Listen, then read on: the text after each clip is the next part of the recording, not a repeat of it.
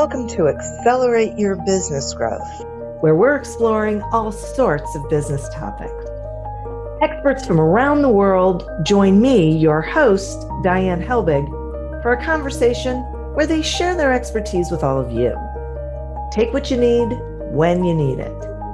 Featured on Inc.com, Forbes, and MSNBC's Your Business, this podcast is recognized as one of the best podcasts for small business, sales, leadership, social media, and more. When it comes to business, Accelerate Your Business Growth has got it covered. And now on with the show. My guests today are Robert and Kaylee Fukui. They are the co-founders of I-61 Inc., a business consulting company. They assist married entrepreneurs to create better work-life balance by structuring the business to scale while giving precious time back to the owner to invest into their marriage. Together, they have developed an innovative consulting program, Power Couples by Design, which equips the married entrepreneur to build a thriving marriage and prosperous business. Thanks so much for joining me today, you guys. Hey, Thanks Diane. for having us, Diane.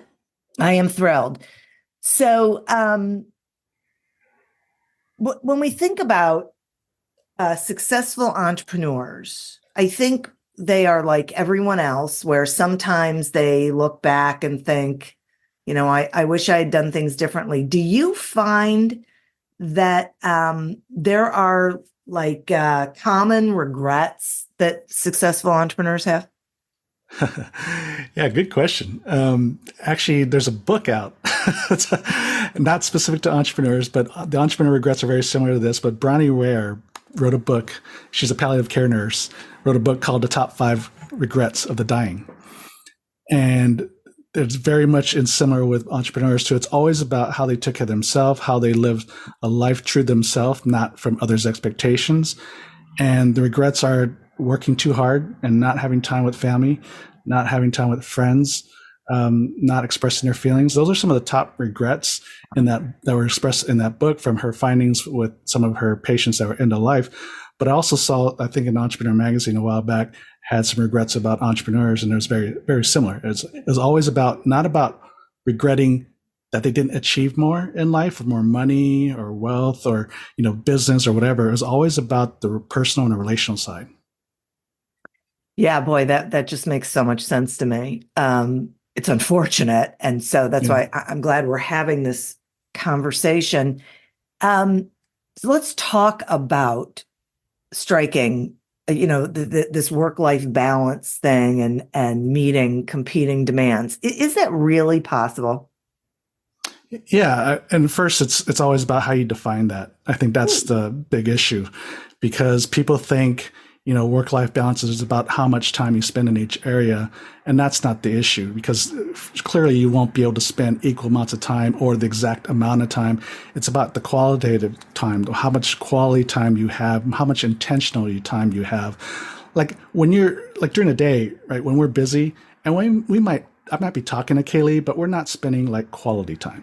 Like not intentionally talking about ourselves, our feelings, like our future. It's more about what we need to get done, or just things like that. It's not about just intentional about time, about connection. So the reality is, regardless of how busy life and business can get, we have the time. We just need to be a little bit more intentional about how we spend it.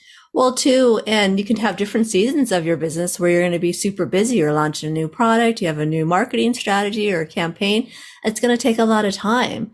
And so as long as you're able to communicate that to your family and your spouse and plan around that, that helps a lot to not be caught off guard. Like, oh my gosh, I didn't know you're going to be working all these crazy hours for the next 6 months. And, what about us over here? Yeah. So that's why we have a standing weekly meeting on Monday afternoons at 3:30 Pacific time. Just so you know, you can think about us, where it's an hour and a half of dedicated time where we sync calendars, talk about what's coming up. What are things we maybe didn't get done, but we need to catch up on? What I'm going to be doing personally, maybe, for an activity or for work and vice versa. And so like Kaylee was saying is, well, if we see that we're coming up to a busy stretch, how do we deal with that? What do we reward ourselves at the end of that? or even in the midst of that, can we make sure that we squeeze in a date night somewhere or have some coffee time, just a time to just make sure we connect. And it doesn't always have to be a lot, right? It just has to be very intentional. Just like even our morning, we just have a morning ritual of just connecting first thing in the morning. And, we're people of faith, so we pray together and we just pray and bless each other. So that doesn't take a lot of time. It's just being very intentional about how we do it. Yeah, I love that we're talking about this because it really, I think people think that it is about an equal balance. And I had heard someone say once that it isn't balance, it's harmony. Mm-hmm. Yeah. Which I loved, right? Because it's really more about being realistic about where you are. But the other thing I heard you say that I'm not sure people realize is it's about communicating. Yeah. Right? Yep, exactly. It's just like in business. Yeah. Like in order to run an efficient, scalable business, it's communication. It comes down to communication. We got to make sure our team members are in sync with what our vision is, right? What's coming up. We got a busy stretch. We got big orders coming in, and we're always communicating how we reward each other in the back end. So it's very much like running a business. It's how intentional are you and making sure that everybody that needs to know understands what's going on. And everybody also has input of how we might be even to navigate this period of our life and our business a little bit better. Because if I'm just trying to run it on my own, and that's where things can fall apart, and then also arguments start because I'm running forward and not including Kaylee. Right. Right. So yeah, communication's huge. Or I have a certain expectation and he doesn't know it because he can't read my mind. And I'm like, how could you not know that? Yeah, after 17 years of marriage, I keep telling her I do not read minds. I'm not very good at it. Yeah, boy, I feel that. Okay. So I also feel like there are things that a lot of entrepreneurs, let me say it this way, ways that we handle our business that is potentially leading to being exhausted, being stressed, feeling overwhelmed, working ridiculous hours, those kinds of things. So, so beyond communicating more effectively, being intentional with our time, are there things that we should be looking at within our business or ways that we're working that we could be changing? Yeah, you got to audit your time and money, how you're spending your time and money. And it starts at the top as the business owner. Everything starts from the top. And so you've got to, myself included, because when I was still working in pharmaceuticals and I was launching my consulting business, I was working on the side basically to build a consulting business so I can potentially leave. And I was working a lot of hours, obviously, full-time job. And then I work in the evenings for the consulting side. And 2 a.m., bedtimes were pretty common. Oof. And so, so even though I wasn't working on the weekends, I was exhausted. I wasn't mentally, emotionally with Kaylee, even if I was with Kaylee, right? Yeah. And so I really had to take account to how effective was I with the time I was putting into the consulting business. And the first thing I did was I set a time boundary. I want to get to bed by 11 o'clock. How can I do that? So, which means I really need to audit my time. And it's surprising how much time we waste on things that aren't high priority items, like doing like market research or re-engineering a product or something like that, things that would help improve your products and your business to move it forward.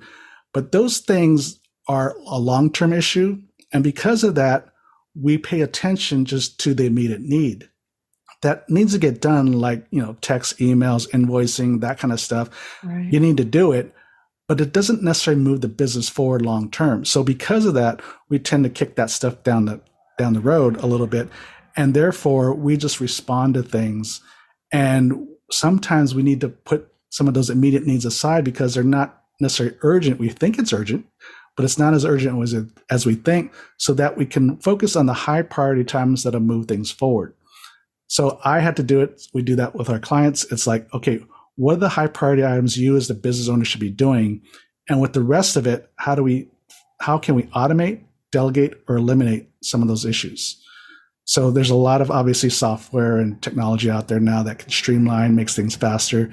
Right. Delegating, you've got team members. How do we equip them to take over more of the work that is more of the busy work for you, but somebody else is probably better equipped to do, and you focus on the high priority items and eliminate what are the things you need to say no to, at least temporarily, so you can focus on high priority items. Yeah, that makes a lot of sense to me. And you said something about setting time boundaries, which I love. Yeah. Because I know when I started my business, working from home, thinking I have all day and night to do whatever needs to get done. And what I found was I wasn't as productive as I was when I said, you know what, I'm stopping at 5. Right. And I'm going to go spend time with my husband. Right. Yeah, exactly. So really, I mean, what are your thoughts, you guys? What are your thoughts on working those longer hours? Are you more productive or not necessarily? No, there's so much. It's interesting. We grew up in a society where you just got to grind it out and sacrifice your personal time to succeed. Yet all the data and research shows the opposite. And so Henry Ford was one of the early pioneers in looking at work and productivity, time and productivity. And he found that his employees, he didn't get any more out of them if they're working 50 hours versus 40 hours. There was no increase in productivity. So you're thinking, why pay people 10 more hours in a week, right? When you're not getting more productivity. So he was kind of instrumental in really developing the 40-hour work week in the modern society. And then what happened was he had a much more productive and efficient team because they're more rested, right? Wow. And then even currently, there's an economist at Stanford, John Penskeville, I'm not sure if I'm pronouncing his name right, but back in 86, I believe, he published a report, similar productivity report, that showed that the difference between working 50 hours a week and 70 hours a week, there was no difference in productivity. But yet, the World Health Organization back in 2021 published a report that showed when you work over 40 hours a week, you have a 35% increase in heart attacks. Ooh. And so there's a health and productivity issue that we're dealing with. And I mean, think about it, right? If you think about the people that are working a lot, they're stressed. And what does stress do to your body? Ugh. Right? There's enough science out there. I mean, I worked in pharmaceuticals for 25 years. And when I looked at, whenever I was selling a new drug in a new therapeutic area, a new disease state, one of the things you have to do is obviously learn a disease, and you start seeing risk factors. And stress was probably the number one most common risk factor I saw amongst heart disease, diabetes, even certain types of cancers like stomach cancer and bladder cancer. And it's amazing that stress is listed in these risk factors for some of these diseases. Well, and you look around with the entrepreneurs, there's so many people that you see that are unhealthy and don't take care of themselves or exercise. They put themselves very last, and it's really sad. Oh, I know. And it's funny that you say that, Kaylee, because that's one of the things I was thinking of is, we don't really prioritize time to move our bodies, to eat properly, things like that. And it's just like being on a treadmill, like a rat on a treadmill. Exactly. Right. And we just got to look around at people and see and just notice stress, burnout, heart attacks, stroke. I mean, it's uncanny. Yeah. And unfortunately, and the data's all out there, the science is all out there, yet we still just have this mindset that the only way to succeed is just to put more and more time in. And no, we look at how do we become more productive with the time that we have, including the money that we're spending in the business. Same thing. So when we're looking at the business, is how do we scale and grow and have greater freedom from it? And that's by being more productive in all the facets that you have going on in the business. For sure. So it does appear that you two work very well together. We try. I do not think that, however, is true for everyone. Like, I know I could not work with my husband, but so I'm curious, how does a couple determine whether or not it makes sense for them to work together? Are there particular things that they can look at and sort of yes, no? Well, I think there's different ways to look at it. Like you say, you might not be able to work with your husband, but a lot of time we marry somebody that has opposite giftings as us.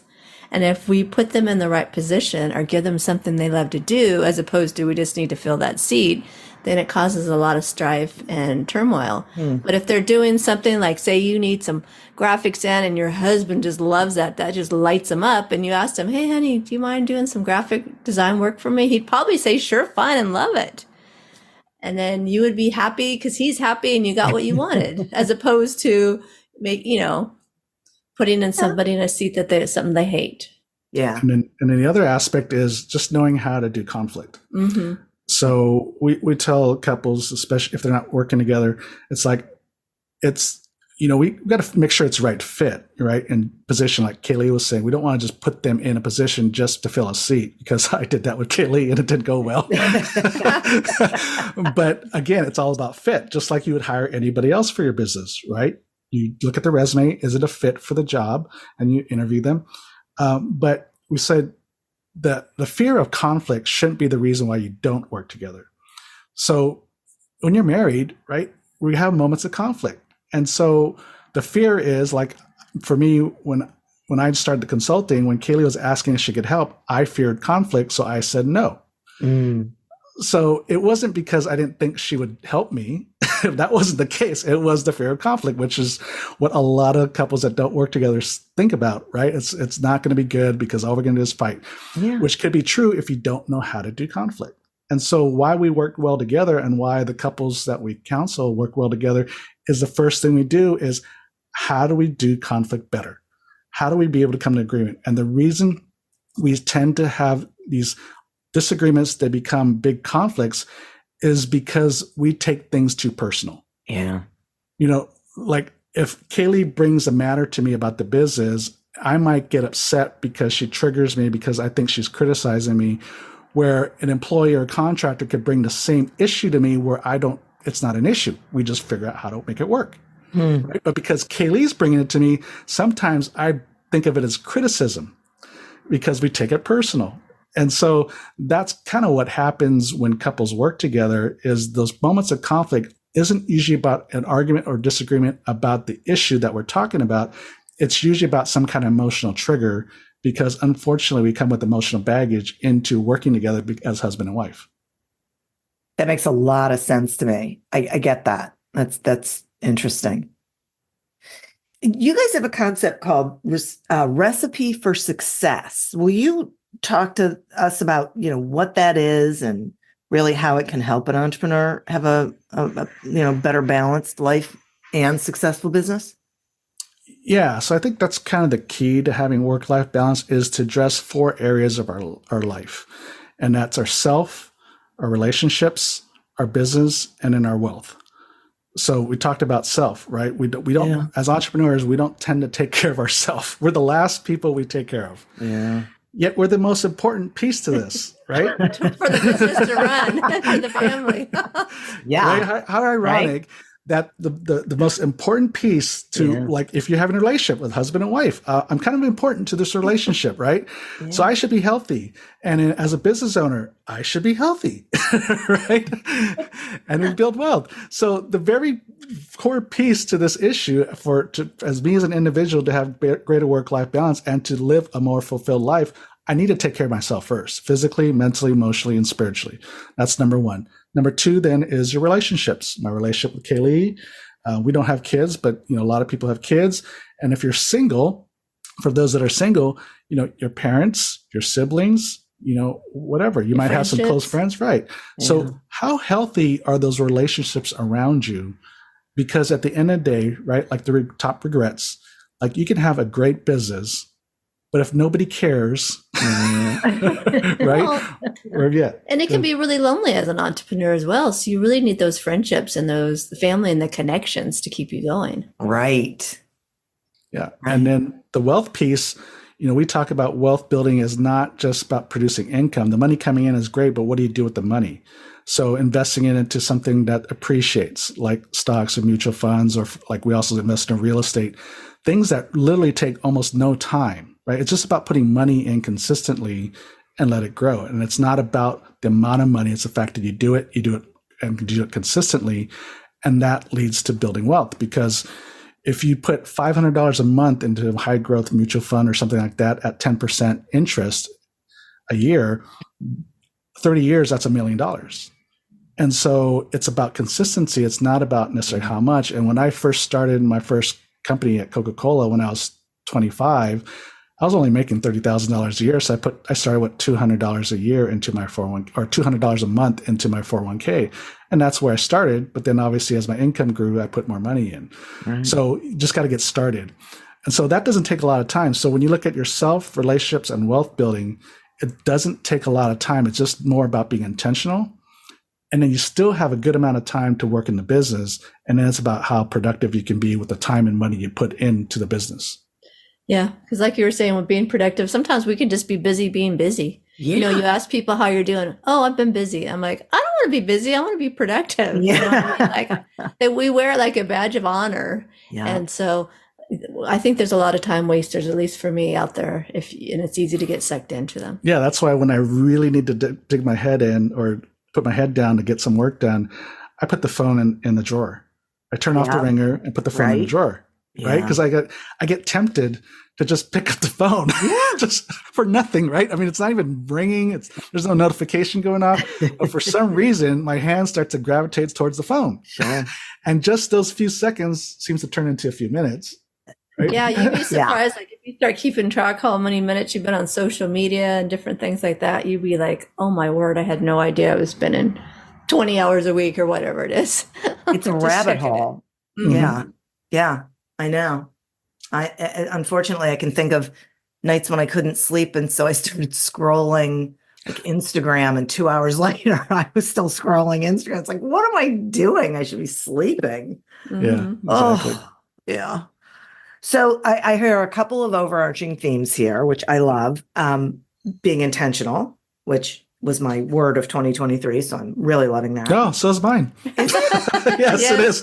If we had the camera on, I'd show you my little plaque that Kaylee made for me. It sits in front of my desk. So great. Have you picked a word for 2024? Community. Oh, I love that. Kaylee, I need to still pick mine. Not yet. You have to pick yours? Yeah. Yeah. Yeah, me too. Interesting. So the other overriding thing I'm hearing is consistency. So, making these decisions, and then whatever they are, with these 4 areas, just really being consistent with the decisions that you make. Mm-hmm. Yeah. Well, and consistent about our weekly meetings where we talk about our finances, or we talk about our business, how is it doing? We're meeting our numbers, date nights, all that stuff. Right. Right.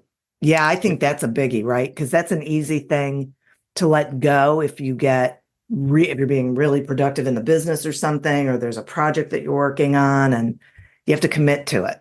Mm-hmm. Yeah. And even like talking about business a little bit, like consistency in business, especially kind of in areas of marketing, a lot of business owners, they start and stop too quick. Yes. Like if they don't get immediate results, then they tend to go on to something else. And like I just got off the call with an accountability partner, and I said, it's not about, just because you're not getting the results you want may not mean that it's a bad marketing plan. It may just mean you just need to make some adjustments. And so I was kind of helping him make some adjustments in his some of his Facebook ads. So because he was spending way too much money, and I was just looking at it, it's like, we just need to make some tweaks over here, right? And sometimes we just stop too quick.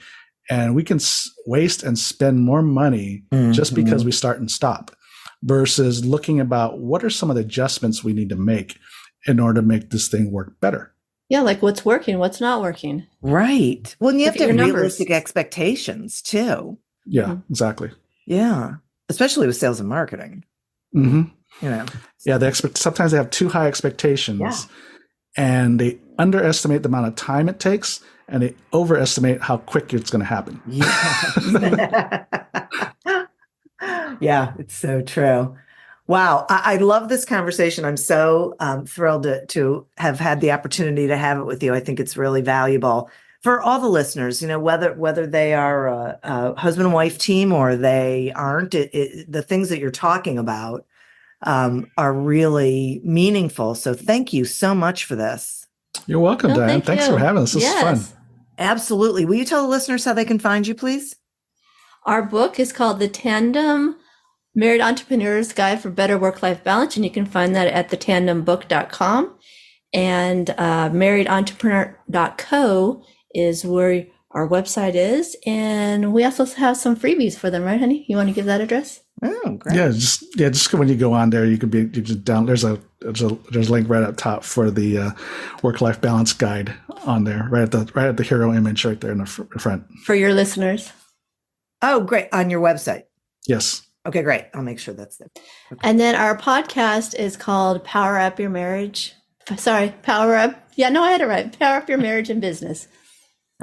Terrific. Boy, people should definitely be listening to that. So thanks. I'll make sure all of this gets in there. So again, thank you so much for this. And listeners, thank you. You are who we're doing this for. Thank you for tuning in to this episode of Accelerate Your Business Growth, a production of Evergreen Podcasts. Discover more episodes of this podcast and explore others at evergreenpodcast.com. As always, continue to prosper and be curious. And if you're looking to get your sales strategy headed in the right direction, pick up a copy of Succeed Without Selling on Amazon or wherever books are sold. Until we meet again on another episode of Accelerate Your Business Growth, goodbye and good day. We are Jackie Clayton and Katie Van Horn, co-hosts of the Inclusive AF podcast. We're two diversity, equity, and inclusion peeps who love both what we have in common and what makes us different. During the day, we use our superpowers to block bias and break down systems that are inequitable within companies and create inclusive AF places to work. We're also BFFs who have tough conversations about our different lived experience. Come have a listen and learn something new.